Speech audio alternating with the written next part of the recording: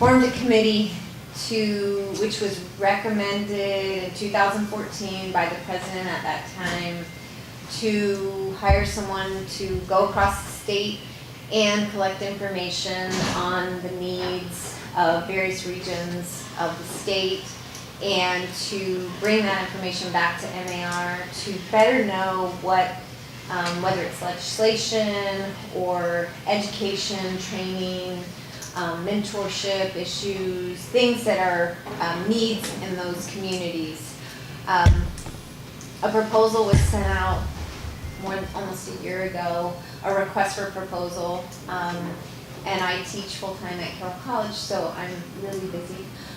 But I was asked to place a bid, and they didn't get back to us until really late in the game, and so that's why I'm running around. In the summer, it might be easier. In the fall, I don't know what your seasons are like, but I'm appreciative that you guys can come because it works for me to collect the information, and then I'll start processing it once I get back home and school starts, and we'll get some recommendations, and then a survey will go out at some point, which is just much easier when I have the time to sit and talk to you guys, because when you're together, you might bounce ideas off of each other. That is a good recommendation or a need, and surveys are sometimes just like that, just surveys, and they don't get us good information. So I'm hoping that by collecting this information, I'll be able to make a better survey that will then collect some good data. Because MAR, probably, as I talked to Tammy, isn't here that often, or you don't see them much, and and hear from them. And I think I was able to attend a few focus group sessions with Taylor, who's the new president, and I think their goal is to really try to service better. Hello. Morning. Hi. Joe Fabian. Joe, nice to meet you. Okay. Come on in. Okay. If you could put a name tag right there, and I will get and sign in, and I'll, two more. All Mr. right. Jackson. Yes, sir. Okay. Here. Tammy, you got your name tag. Yeah. Thank you guys for coming. And we are having a drawing for a $100 gift Just put my card name down. at the end, so you guys get I guess it doesn't matter which one. You two guys showing up just increased our chances by like 30%. I know. See that? Well, we'll leave it. Actually, I didn't get one of those. Oh, you didn't either. Here we go, Tammy. We get so Me? Yeah. So MAR's 30 been years. traveling with me to all the sessions, but they didn't make it out this way, so I'm running solo. So and this is my son Clayton. So I will be recording and collecting this information. So tell me, brokers, all brokers, supervising brokers, yes? Yes, okay, all right. So tell me about what's going on out in this part of the country, what you could see that MAR, I mean, I could start from the very beginning and talk about pre-licensing. I don't know if those are the issues that you guys are dealing with out here, because some of the mandates, I could just read through the list of questions, but I really just want to hear from you guys. We talk in certain areas about the pre-licensing process, how it could be changed. I know most people are not happy with it. I would like to hear more recommendations. Rookie course, CE credits, other training opportunities, online options, live options, professionalism, ethics, on and on and on. So these are all topics that are on my list of things. I got a preview by Tammy talking to me on the phone a few times, and so before I started doing this, I needed to know more about what the EOs are seeing and what's happening in their areas. And as I mentioned to those who came earlier, I've been in Bozeman, Missoula, Billings, Kalispell, Hamilton, Helena, and there's something missing, but yeah, so you guys are number 7, and I have 4 more to do. So Probably the largest crowd so far, right? you guys definitely, Billings had 2 and 3. Are you kidding? Really? Oh my Oh, God. they don't. Yeah, Wow. yeah, so I'm very appreciative, yes. Hamilton was a large crowd, and it was Is that before the very, fire? it was the day after the fire. So I'm planning it during the fire, and they're like, well, we're living in the building, so if, so it worked out, and they had a great crowd, and I mean, and to me, these are the issues that we're dealing with, not that you're dealing with, and that MAR wants to help you with, and so, and I was just, I know everybody's region is different and what you're looking at. If you have some areas, it's just, we have so many newbies. I'm in Bozeman, and we just had a new class, and it seems like every month there's 100 new agents, 100 new, and so I would assume those aren't issues you guys are dealing with right now, and how to keep newbies trained. So you guys start talking to me, and I'll. Well, I'll go first, but I think everybody should weigh in, everybody should have something to say. But from my perspective, just a few of the things that you mentioned, one thing, and I know it's not, there's a couple of my opinions that I know are not reflective of everyone's opinion, of not the organization, so this is just kind of my opinion. But, there's been a lot of talk, I think, maybe in the last 5 years about raising the bar, making it more difficult to become a real estate agent, making more stringent requirements to be an agent, and making an agent more of a professional person. It's harder to be a real estate agent. And I know that for a lot of people in our region, I don't know what the percentage is, but I think if you look at our total number of members, there's probably at least half of them that really don't make a living selling real estate, and those people, the last thing they want is a bunch of more requirements and more hours of education and all that kind of stuff. But from my perspective, I am really supportive of the idea, and I like the idea that a real estate person is a more of a professional person. Not just anyone can do it. It's something that is difficult to do. There's more requirements, and if you have a real estate license, it really means something. It's not just something that I think a good example of how wrong it can go is like in Bozeman in 2006 and 2007, the market there was just red hot. And I think they added something like 300 licensees or something like that in Bozeman, and it literally got to the point, that the market was so good there, you'd get gas at the convenience store, and when you're paying for your gas, if the guy would say, hey, are you interested in a house too? I can sell you that too. I'll ring up your candy bar and I'll sell you a house. And when the market was good like that, everyone who had a license was making money.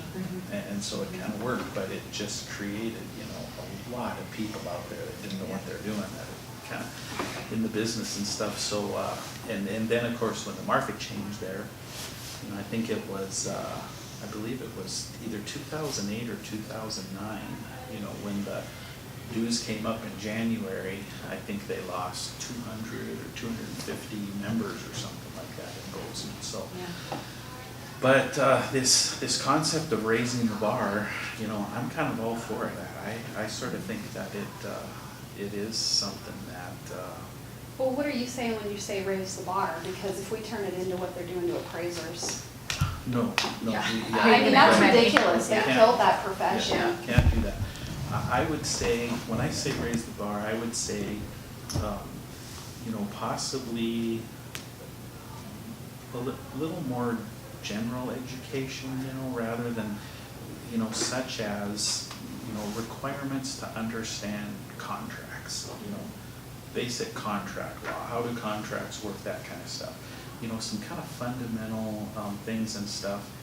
and possibly where you have to show some proficiency, you know, rather than just sitting through 12 hours of education and not being tested on it.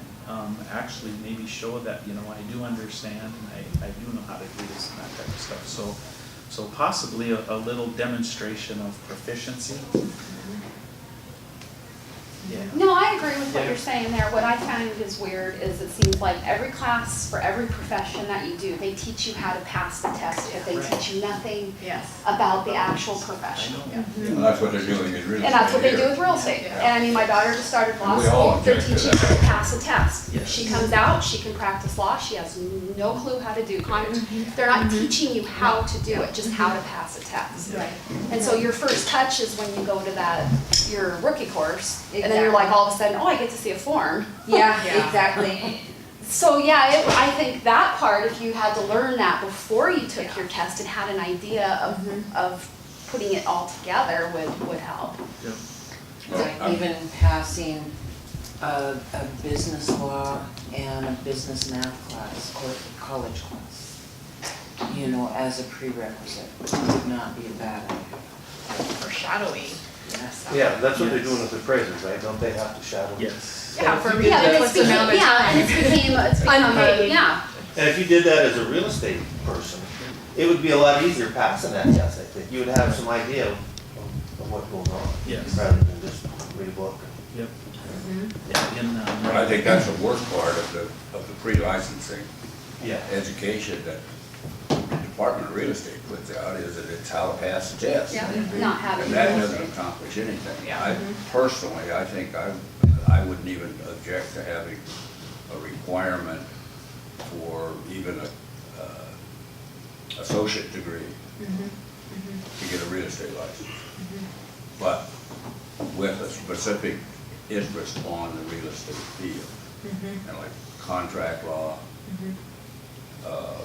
See, and I think that's Economics. taking it from somebody that doesn't have a college degree. You're Yeah. taking that opportunity for them to have a great career, like a trade, yeah. and you're taking that from them. You know, it's like, I don't have a college degree, so I can't be an appraiser if I wanted to be. You know, so, I mean, I'd love to have a college education in real estate, but then you're also gonna take all those people, they're saying they're gonna come out as brokers.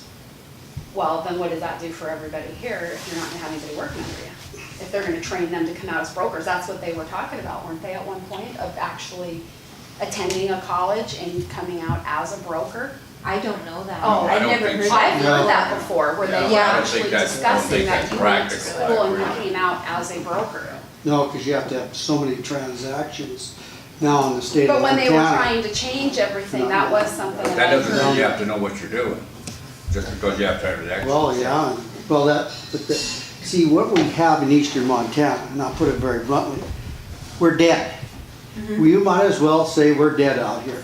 There is nothing, you guys will come here and you'll have meetings and we'll have a cup of coffee, we'll do this shit, do that kind of stuff. But when it comes to rookie courses, I've got a stepson that's a rookie, and that's why I keep him my supervising broker.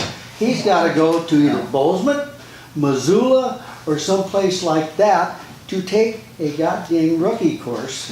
There's nothing offered For Easter month. east Yeah. of Billings. Nothing. We don't have any classes. If we want to do anything, we've got to haul our butts Yeah. at the minimum 200 some miles away. You know what? Anything, and guess what? We filled up classes around here. Well, you can see here.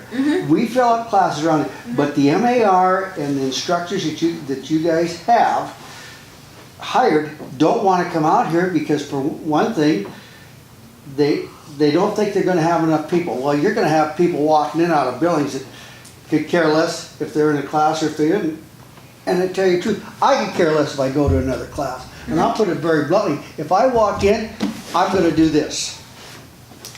And I'll stick to the whole damn thing. And they've seen me do it. And I'm not, and it's not being facetious, but we go over the same stuff. Yeah. We go over the same stuff, which is okay.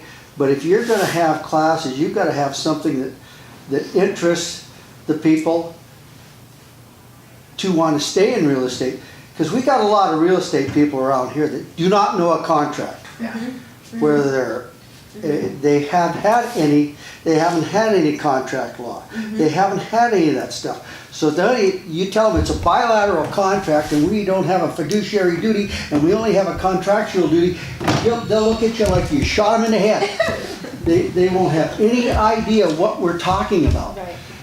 Where you pick that up is GRI, you get some of that stuff, you go through GRI, you'll get that. Yeah. So, I mean, yeah, and those are all great courses. But they're all, But- you have to drive 8 hours See, to attend one. When I took all those stuff, I was either in Helena or I was in Great Falls. That was the two places where I took my GRI. Helena, Missoula, Missoula. Bozeman. There's There- one coming in Billings, Billings, Billings. so I just was Yeah, told that yeah, Billings, yesterday. yeah, Billings. Yeah. See, but where Billings is here. But they want to We're say here. Billings I is drove Eastern yesterday, Montana. I know, It's I was in not. Billings yesterday. And I always get a kick out of these people, well, it's 250 miles to get there. I said, you know what, we drive over the same damn road you do, I know, and we go 250 miles this way. I know, I know. So I'd like to see something where the MAR comes in and sits down with the Eastern Montana delegation of some sort and have a class here for rookies, have one for the Supervising brokers. supervising. I'm going to Bozeman on the 16th for my supervising broker, and it works out great because I can go to the football game the next day. No, see, that's the thing is, it is, you know, just for a little, another perspective on that, and I agree it's a long ways, but go figure, without exception, every person in our office would prefer to take their continuing education in Billings than in Glendive or Miles City. Everybody in our office wants an excuse to go to Billings and do stuff. Justin Jones does his continuing ed every year in Missoula because he works it into a Grizz football. You know? So you go to Bozeman and you get to go to the Bobcat game, you know, so Yeah, in our office, going to Billings is no kind of a deterrent of any kind. In fact, But you're gonna have young people that are starting out, and they don't have the funds like some of the other people to go wandering off and go to these things, so you've got some very capable young people that may want to become realtors, because our industry's getting old. Yeah. Yeah. No, and I'm serious. Yeah. If it's just like anything else. You know, you go through the test of time, and after a while, you get guys in their mid-50s to late 60s still doing this stuff. We don't give a damn. We don't give a damn as much as the kid that's 32 that has to make a living at this stuff. Because most of us have been fairly lucky, and we don't have to work as hard. Am I That's wrong? the problem with those young people, even a bigger problem is, you know, that most people can't take a job as a realtor because They can't make a living out of they it. can't go without a paycheck for 6 months. And yeah, the real estate. I mean, in Bozeman, you can become a realtor, and you're gonna look at $400,000 houses all day. $400,000 and $500,000. I know, I was looking at buying one in Bozeman for my daughter, and I'm going, yeah, well, we're looking, the cheapest condo I could find was $270, unless I went to Belgrade, and she doesn't wanna live there. So I'm going, well, let's just buy a condo. Well, that's the cheapest thing I could buy, so you get somebody, and I worked with somebody there, they had no damn idea. When I was talking about contracts, I might as well have been talking right to that window right there and say, you know, this is what I want. Oh, okay, we can't change this. I've heard it. I need to put, and I'm gonna put this down, and you guys aren't gonna like it. We need to put 3 days on our earnest money checks. That is the biggest bullshit I've ever heard. Yeah. That's why they have a blank line Blank right line to there. fill it in. There's a blank line. Contract. I went over some people, I said, did you read this contract? Do you understand it? I said, you can't understand it because I'm gonna put this down. Well, that's code. That is not code. If code you don't unless put you fill it anything in. down, Yeah. then you meet that standard. Right. But they have to understand that there's different standards in these contracts. And that's the things we aren't teaching these kids. Nothing else. Joe, have another cup of coffee. I'm But he's not sleeping, that's good, I'm happy. No, but see, I'm about, you know, I don't have a lot of years left in my career, and I don't, but I want these younger kids that are coming along, and the other people, to understand these damn contracts before they start writing them. Right. They don't have a clue. No. They know how to fill in this spot, but they don't know why. Yeah, They have no goddamn clue.